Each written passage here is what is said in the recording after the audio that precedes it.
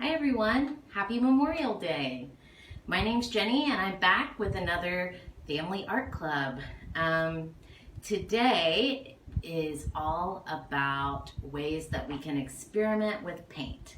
This is a really open-ended, fun experimentation. I call it like setting up an experimentation station for kiddos to explore different textures and ways of manipulating paint. So the first thing we're going to do is we're going to take this paintbrush and we're just going to throw it away. We're not going to use a paintbrush today. Instead, I have a tray full of amazing at-home paint tools that we're going to use to do our paint exploration.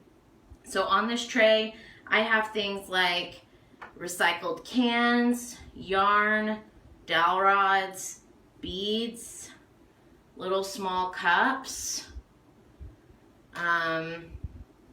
lids that have cool textures on them, like this one. It's got a ridge texture on the side, a dog toy, an old toothbrush,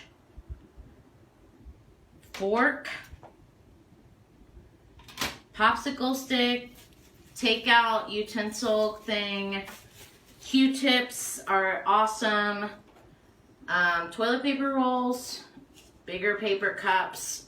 Really, there's no wrong answer when it comes to setting up your experimentation station. So this is a great way to slow down, play, and also focus on exploring textures and mark making. I do this a lot of times in my classes with kiddos where I'll set up a giant table full of all different kinds of materials and they will check out like a container of paint, and one at a time they'll go and they'll grab the kids don't have to go one at a time, but they'll grab tools one at a time. And that way, by limiting the number of tools that they take at any one time, you're able to kind of enforce this idea of slowing down and really investigating what each tool does. So when you set this up at your house, you can pull out a bunch of paper and just set it out on the paper. You can set it on a cookie sheet like this. I like to have a little container nearby for the used Q-tips or things that just or the yarn gets really yucky pretty quickly. And then paper towels, of course. And then I'm going to use just regular paper. This is like a simple drawing paper I've been using these trays, but you can also just lay down newspaper on the table. So, the paint that I'm going to use, I really like this Prang. Honestly, this is a tempera paint. It's washable, which is really important, especially when you're playing with paint and littles. And then I've got a couple containers for my paint to go in. If you had paper plates, I would say definitely use those. I don't, so I'm just going to use a regular plate. And I'm going to just deposit some paint in each one.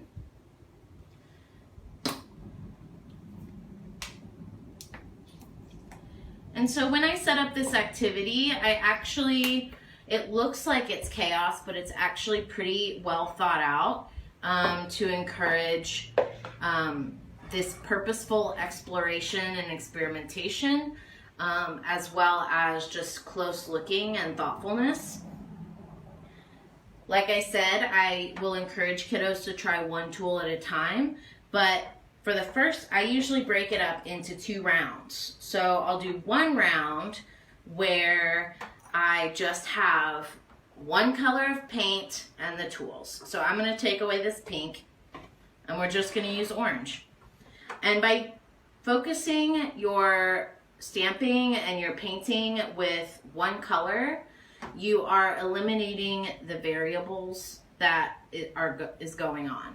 So by eliminating the variables, you're really just, instead of focusing on the color, which can be distracting, especially for kiddos, you're actually just able to focus on testing and seeing what the different materials, the different things do.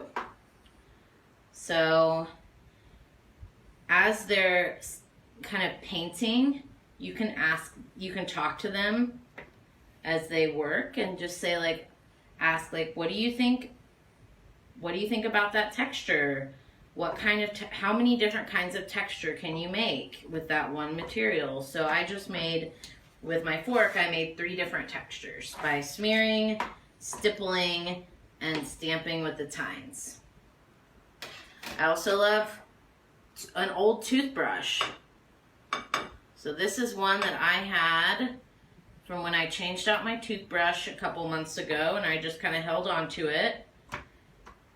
And you can kind of see, similar to a paintbrush, but it looks a little different.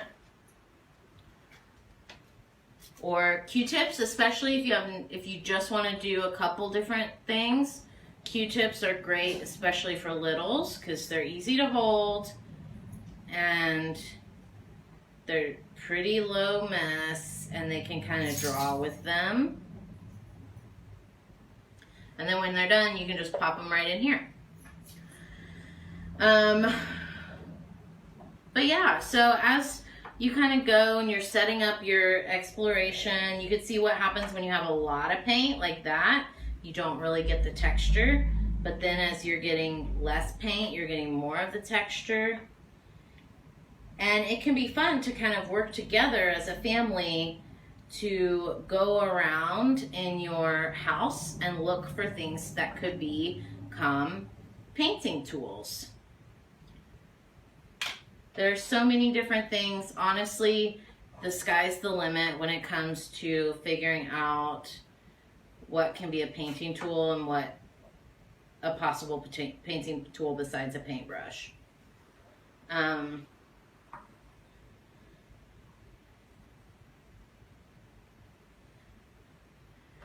This is also fun.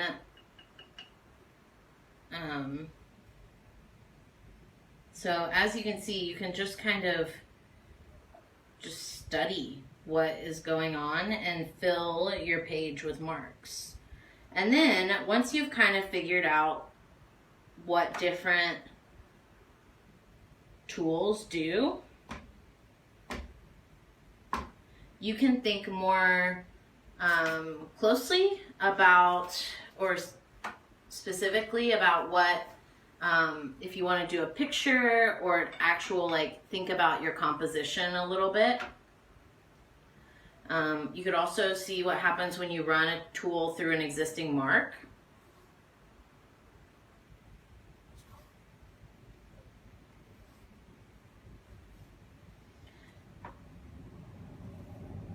But yeah, once you kind of tried out a lot of different kinds of tools to see what they do, you can set your test sheet to the side. So I ended up with a test sheet like this. I got lots of different textures. I got lots of different mark styles and shapes. Really fun. And then this, for the second go around, you can introduce multiple colors. And that is where I'll bring back my pink.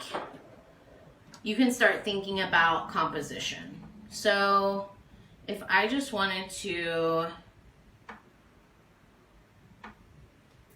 create, like, you could paint whatever you wanted.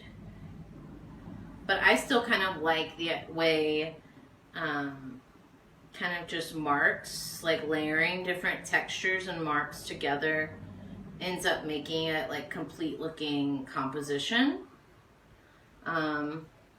or picture, kind of like an abstract picture. So I might start there and then continue with my orange circles. You can experiment with layering the different colors together.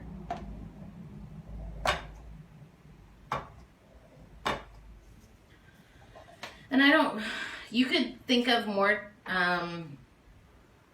like things that you might actually want. I don't really, because I'm working pretty fast, don't have a super big plan with what I'm doing. I'm just being a little more intentional than when I was testing. But you could spend some time really kind of analyzing what each mark makes and then how you would incorporate that into a finished product or project.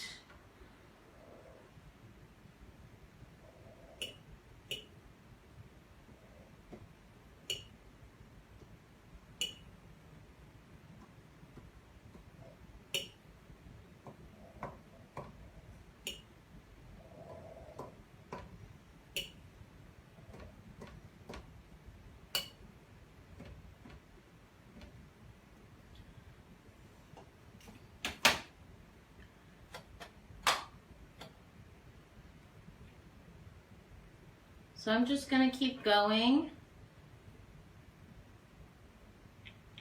You can also try and see what happens if you don't have to just do 2 colors. You can do more.